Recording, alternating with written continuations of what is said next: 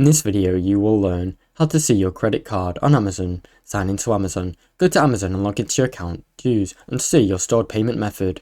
Open account and your payments. From the account menu, select your payment and this will show you your payment options.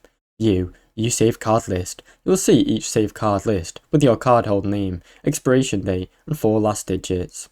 Understand Amazon masking policy. Amazon intentionally fully masks card numbers for security, so it will not display the complete and full credit card number. Check your physical card or banking app. If you need the full number, retrieve it from your physical card on even your bank official app or statement. Check your browser, phone or autofill if you've saved it there.